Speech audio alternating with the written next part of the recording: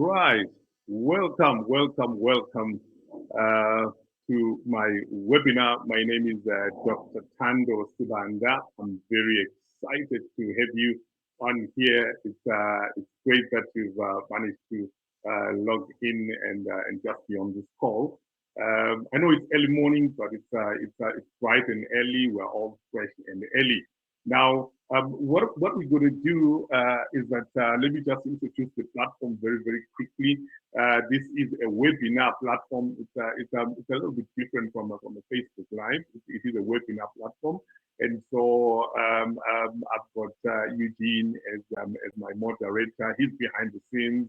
But he's very much a part of the presentation. So he'll be rolling out some polls, he'll be rolling out some questionnaires, where there'll be questions as we move forward.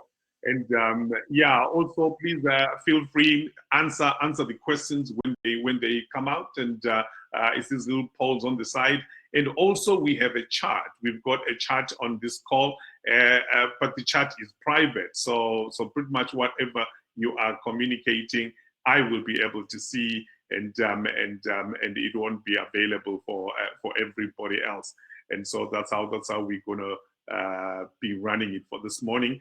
And yes, I am very excited, by the way, to bring this talk today. In fact, today I'll be speaking on a very interesting topic. It's called Turn Your Voice into an Invoice. It's called Turn Your Voice into an Invoice. Let me see if my file sharing and my screen sharing here is working all right. Let me set it up quickly.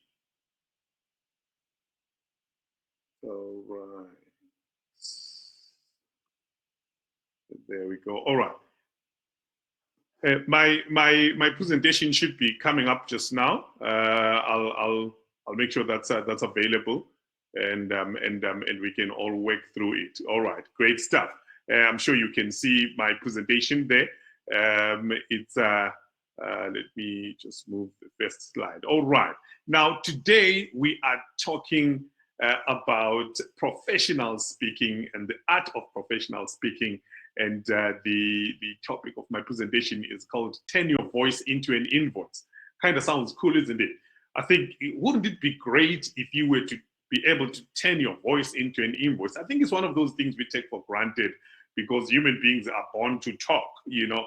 And so even those that are good at speaking don't quite think, well, I can make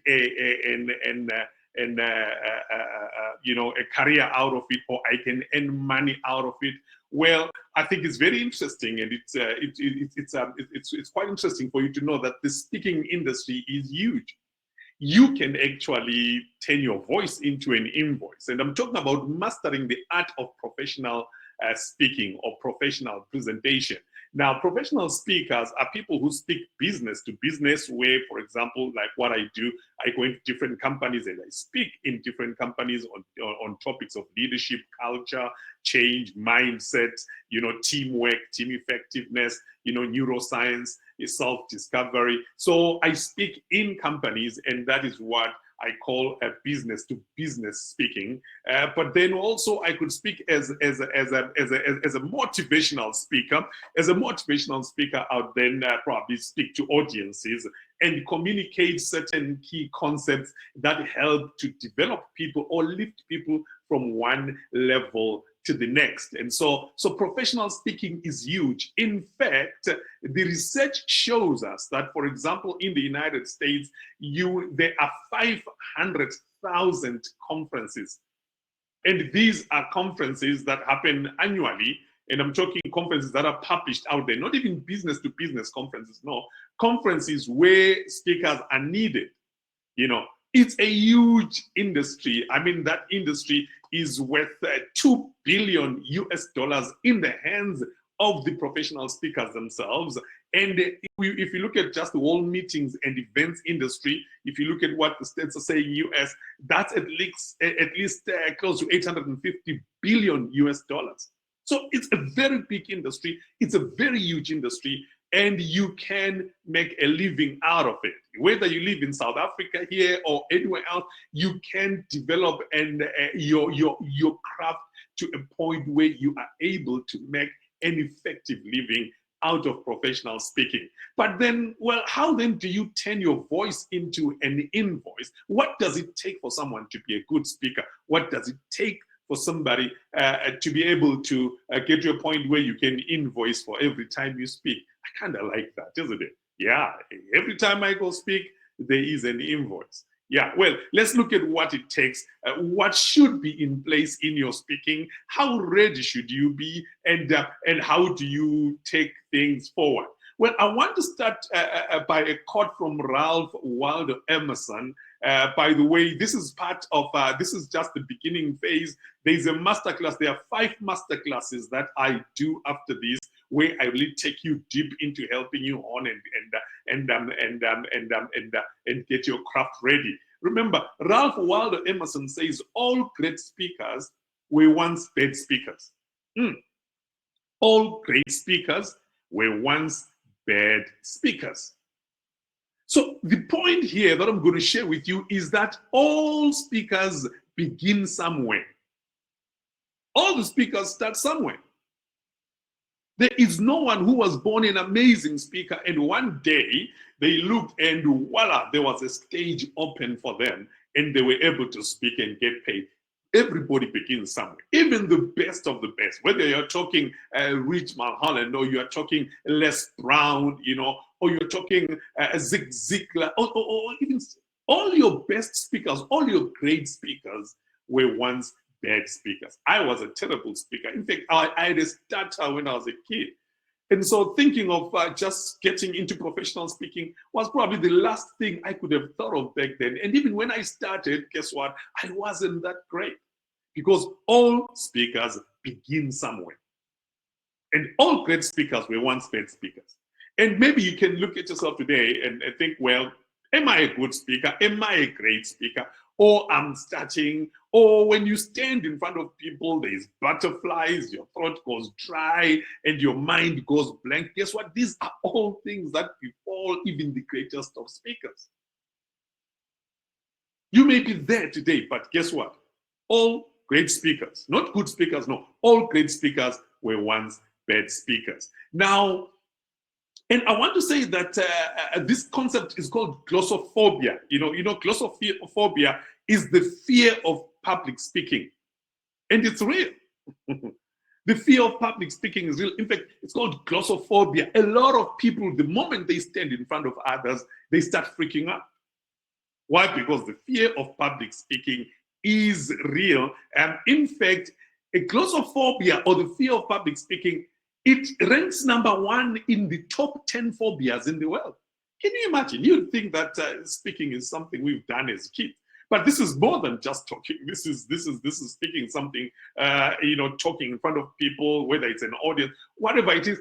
You'd think we would be masters at it because we were born speakers. You know, from like a year or so, a little baby starts speaking progressively. You know, right into adulthood, and yet speaking in front of other people drives the living daylights out of all of us in terms of fear. It's the #1 fear in the world. That's glossophobia. It's even bigger than the fear of death, which is necrophobia. So if you went to a funeral and you were to give the eulogy, you'd rather be the one dead in the coffin than the one giving the eulogy. That's kind of the thing of it. Then you've got your fear of spiders, fear of darkness, and all of those following. But fear of public speaking is #1 here. And that is why it's important that if you want to be a professional speaker, if you want to be an effective speaker, if you want to be a speaker that can turn your voice into an invoice, guess what? You need to be capacitated. There is no I know it all here. Everybody needs to be capacitated so that you can become a better speaker. All right, moving right along. So now I just want to quickly roll out a poll here.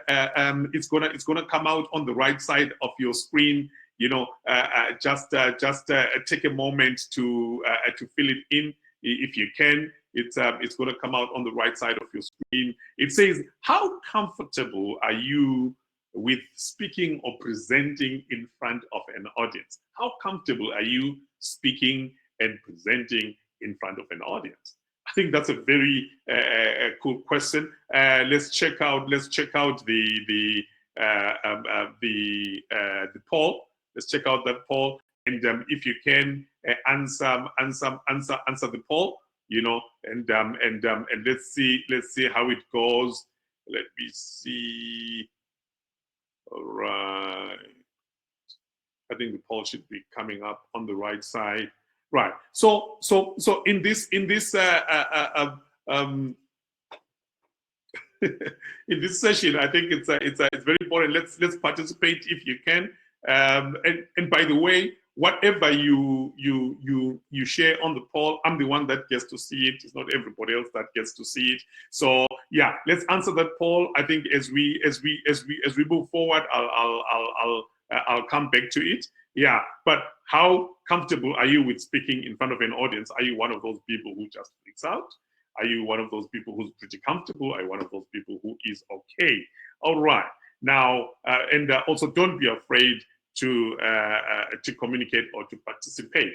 All right. Now, let me get into the gist of it. I'm just gonna speak for a couple of minutes, and then we can take it further from there. If you have any questions, you can pose them on the chat. I will receive them, and I'll be answering those if there are any questions. Right. What makes a good presentation? Have you ever been to a talk, or maybe it was a keynote, or maybe there was a business speaker, or maybe you even went to a church service? Everything is presentation. And you walked out saying, that was a good presentation. What is it? What did you hear? What did you see? What makes a good presentation? Maybe you've been to another presentation where you came out saying, that bomb, that was so terrible, that was so bad. What connected? What did not connect? What resonated? What did not resonate? Now, there are a number of things that make a presentation good. And I'm going to get into some of them here, but if you want the whole big benefit, of course, you'll be able to find a lot of that on the master classes that are going to follow this initial webinar. You know, but let me take you through the basics. Understand that public speaking is the science of facts and the art of telling stories. It's both a science and an art. So public speaking, it's not just an art. No, it's both a science and an art. It's the science of facts and the art of telling stories. You need to have these two. I remember I was at a speaking competition that I was just helping facilitate on an M&E basis, and you had all these kids from all over the country just doing 5-minute presentations on financial literacy, and you'd find that some had the facts, but they didn't have the art. So they had the facts. They had good facts. They could speak, to the facts of financial planning. They had the fact, but they didn't have the art. They couldn't connect with the audience. And then you found that there were some that could connect with the audience. They had the art, but didn't have the facts. So a good presentation is both a science and an art. That's what it is. It's a combination of these two. It's not one, it's not either or, it's not one of or the other. In fact, I just want to roll out a poll there just before I get into it, and then I'm going to bring up some of the stuff, right. The question is, how much factual research do I use in my presentation? Right, so you have a presentation to make, you've got to speak in front of people. How much factual stuff do you use, in terms of research, in terms of statistics, in terms of, do you put in that level of research into your talk? Or you just pretty much gather, bring in your knowledge base, and you just go out at speaking. Let's answer that poll. It's coming up. Let's have a go at it, and let's see how it let's see how it works out. All right, great. A number of us are saying I use verified states in my presentation. Great, that's 100% there. I use research facts and stats sometimes. We've got some of us 25%. We've got 75% saying I use verified states. I think that's really great, guys. And then of course some are saying, well, I use research and facts sometimes. Okay, great stuff. Yeah, sorry. By the way, on the first one there, how comfortable are you with speaking and presenting in front of an audience? I see 75% are quite saying I'm comfortable, you know, and 25% are saying I am uncomfortable. All right. No, that's fine. All right. Now moving right along. Right. Let's talk about the science of presenting. The science of presenting is good mental bandwidth. So I say that a good presentation is both a science and an art. It's not either or. Otherwise, you know, it's like a slope-sided platform, right? So the science of good presenting is good mental bandwidth, good research. Substance, or rather good research, must be the basis of a good presentation. I call it the mental bandwidth. When people sit there and they listen to what you are saying and it's making sense and it's factual and it's great, it must be well researched, factual, and down to earth. So make sure that you research your facts, even if you think you know stuff. Like remember when I started by giving you just statistics on how big the speaking industry is. It's a pretty huge industry. It's an amazingly big industry. $2 billion in the hands of speakers and $850 billion in terms of just the size of the industry. And I'm not even speaking on business to business speakers. Right. So now what am I giving you? I'm giving you well-researched bandwidth, you know. So the substance of my presentation is a good mental bandwidth. I'm giving you facts. I'm not just giving you opinions. So as a speaker, you don't stand up to share opinions. Remember, your opinion is not called for. What the audience needs is facts, and allow them to make their own decisions on the facts. So remember, as a good speaker, you don't push your opinion. You push the facts. And then allow your speakers to actually get to a place of making their own decision. But a good presentation has a solid bandwidth, factual and down to earth in terms of how they are presented. So you present them in a very down to earth manner. That's the bandwidth of a good presentation. And then, of course, I say science. Substance is the science of speaking. How much substance do you have? See, this is now where we differentiate between effective speakers and people who just speak for fun. And that is why not everybody can be a speaker in this sense, unless you are prepared to do the solid research and become what we call an SME, a subject matter expert. And that is if you want to do business speaking. But if you want to do general speaking, even then, your facts must be in place. So there's gotta be a good science in your speaking through substance. Make sure you are speaking substance. If you don't have substance, you will start losing your audiences and people will not listen to you. So speaking is indeed a science. The facts, the research that you put into it, that's the science of it. Understanding your subject and understanding your core thoughts in terms of the factual representation, that's the science. Well, if that is the science, what's my next point? My next point, sorry, I'll just go back one slide. Right, the art is the storytelling. Now, this is where it's very important. Good speakers are storytellers. In fact, we say that the fireside tales in our African context, in our African identity, was or rather is and was, it's actually a present it's a present perfect tense. It's the basis of learning. Humans love to hear stories. So we would sit around the fireside and our parents would tell us stories, and our uncles would tell us stories, our brothers and sisters would tell us stories. And we would then build a certain solid stuff out of what we heard. So inside adults, there is that little boy and that little girl that is always up for a story. That is why we watch movies. That's why the film industry is one of the most lucrative industries in the world. What is it based on? It's based on storytelling. We all love a story. So good speakers are speakers that combine the science of facts with the art of storytelling. And that's why when you speak, you start by asking your audience to come with you on a journey. Ask them to imagine, ask them a question, or hook them with a story, because every one of us loves a story.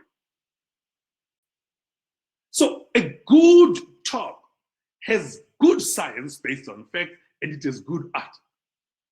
That's your creativity, that's your communication, that's your emotion, that's your audience connection. It's an art. Storytelling is an art.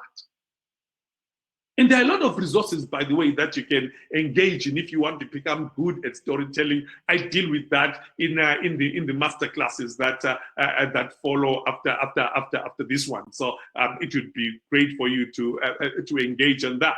But the art is the storytelling. The science is the mental bandwidth, which is the facts. Right. Again, we need to understand that your confidence as a speaker is key, because your audience buys your confidence before it buys your message. Now, here is the story. You've got one of two scenarios. Whenever you stand in front of an audience to speak, you've got guys that are looking forward to hearing you speak. They are genuinely interested in what you have to say. If people have paid to come and hear you speak, 80% of that audience is already sold. There's 80% that's already sold. There's a 20% that's skeptical that says, move me, right? But if you are speaking, say you are invited to go speak in a company and the delegates have to be there, because they have to be there, not because they want to be there. No, it's at work. We've brought in Dr. Thando Sibanda. He's a speaker on the winning mindset. You need to be there. Or he's speaking on culture, how to shift your organizational culture. You've got to be there. Maybe the guy feels I'm very busy doing other stuff. I just don't want to, okay, fine, let me go. Otherwise, I'll get fired kind of thing. That kind of an audience, when you understand it, is a bit of a difficult audience. So you're starting off with at least 60 to 80% of the audience being in a very neutral position. So the guy comes there and he sits there and says, okay, yeah, I'm here for the next 45 minutes. Let's see where this goes. So now you've got paid audiences will give you 80%. They are rooting for you. They're like, yeah, you are a good speaker. We've checked on you. Give it to us. That's one audience. Business audiences can be saying, well, you've got 60 to 80% that are saying, okay, I have to be here. What do you have to say? In that instance, understand that your audience will first buy your confidence before they buy your message. So as a speaker, one of the key things that you have to sell is your confidence. When you stand up there, they say a lion is bold. No one ever knows if a lion is having a bad day, isn't it? Because when he looks at you, he is the lion. He's looking at you. A lion has a stare of confidence, whether it's hungry or full, whether it's rainy or whatever. It just has that confidence that when a lion walks into the room, you realize, okay, the king of the jungle has just walked into the room. And then I'll also ask you the question, why is the lion the king of the jungle? Why is the lion the king of the jungle? Is he the fastest? No, he's not the fastest. Is he the biggest? Tiger, cheetah, leopard, they're all faster than a lion. So he's not the fastest. Is he the biggest? No, the elephant is definitely bigger than him. Is he the most ferocious in terms of temper? No, you've got your rhinoceros, that are very temperamental. You've got your those types of wildebeests that are very temperamental, that are hectic in terms of their temper, rather. So he's not the biggest. He's not the fastest. He's not the most ferocious looking or even ferocious in terms of temper. Is he the tallest? No, he's not even the tallest. The giraffe is taller than the lion. Oh my God. So then why is the lion the king of the jungle? I think you need to think about that for a moment. Well, the lion is the king of the jungle because he simply believes that he is. He's confident that he is. And because the lion is confident, all the other animals give into his confidence. They buy into his confidence. That is why when he shows up, even animals that shouldn't be running, run.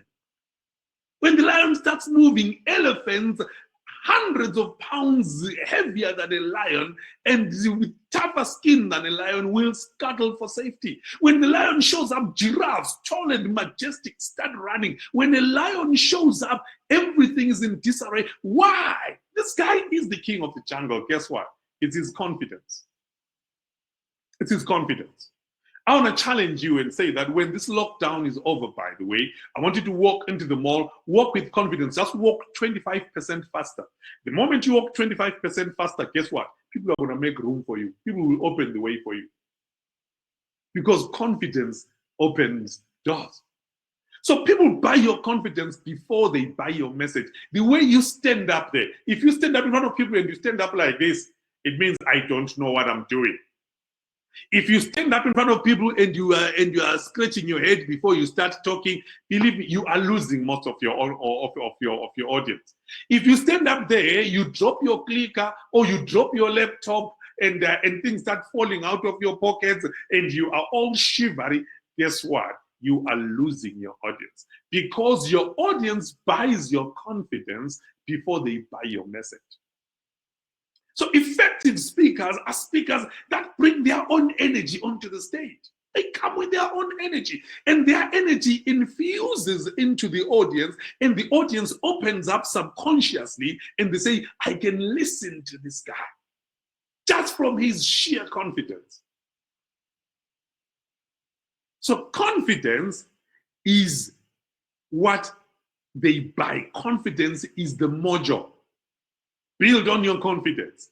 We actually have a whole module that deals, it's called confidence factors, that helps you with just building your confidence. Right, I'm gonna bring it to a close. I see that my time is up, but I just want to say just one more thing here, right?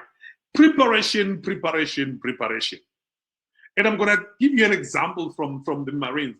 Good speakers are prepared speakers.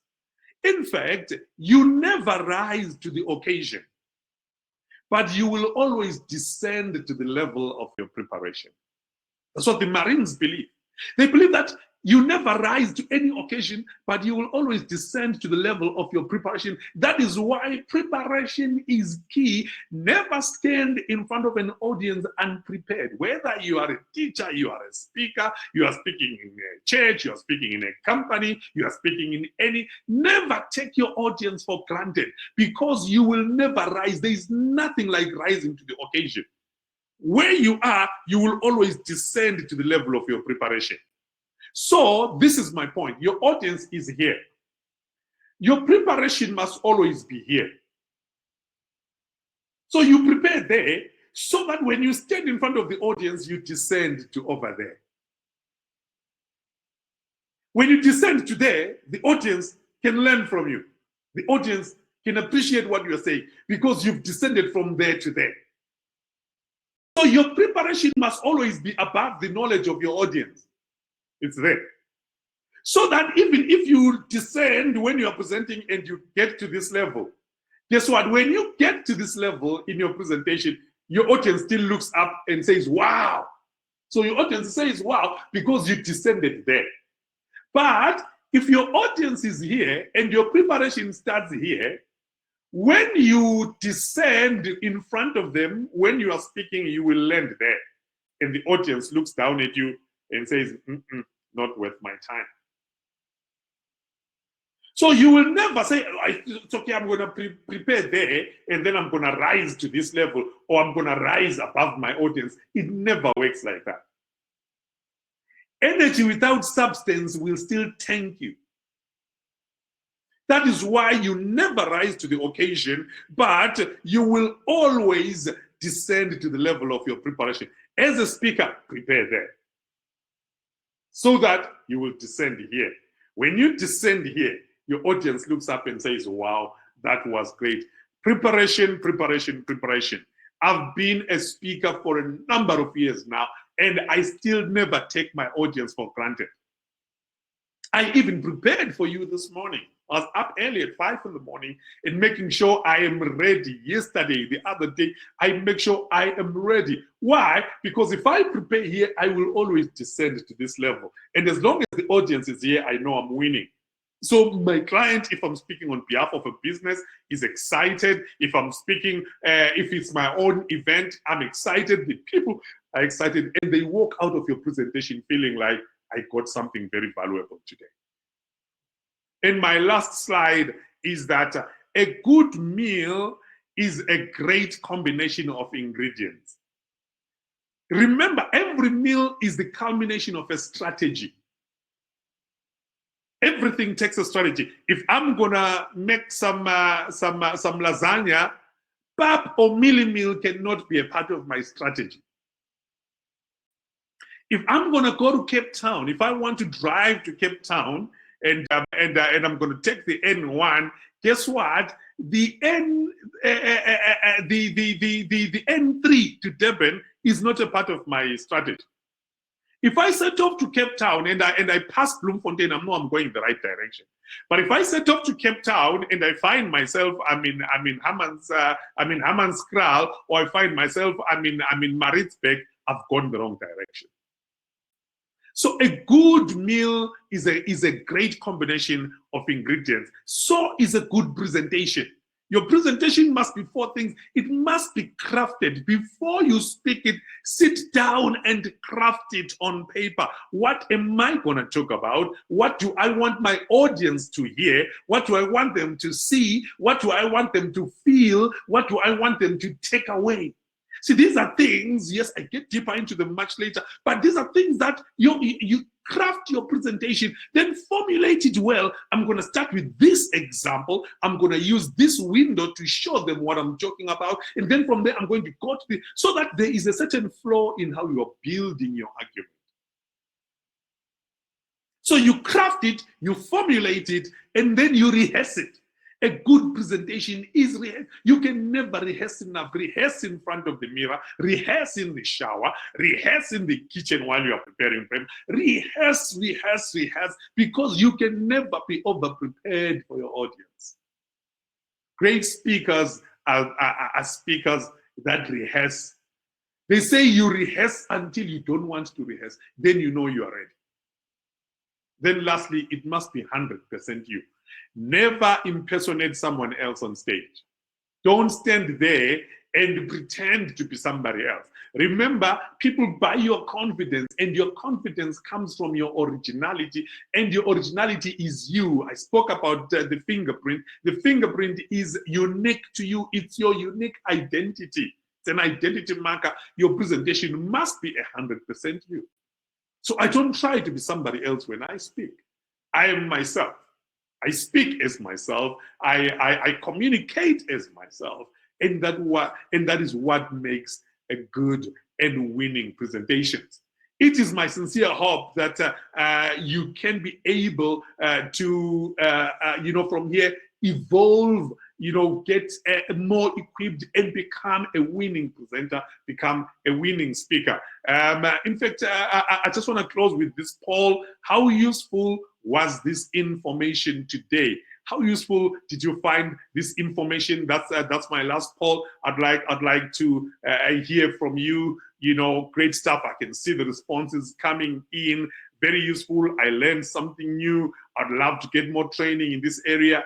Great stuff. Really, really appreciate it. Now, this is not the end. This is only the beginning. There are other master classes that follow after this. There's a master class on the ingredients of a winning presentation. I go deeper into that, and I do another one on the bandwidth of your presentation. I do one on tonality, owning your podium space, confidence factors, and then setting up your speaking business. There are master classes that are going to be following, and I'd like you to register for the next master class right here, and it's going to just take you deeper and make you so much a better presenter and make you a winning presenter, and you'll be able to turn your voice into an invoice. Thank you so much. I can see some registrations are happening right now. Yeah, let's do that. And I want to say thank you so much for your time, by the way. I have really, really enjoyed being here. I've really enjoyed speaking to you, and I'd love to ask you to please leave a comment for me if if you really enjoyed this and if it had some value. Just leave a comment. But I want to say thank you so much for spending this time with me. Have a great day further. I look forward to seeing you on the next masterclass. Thank you. Thank you so much. Have a great day. Thank you.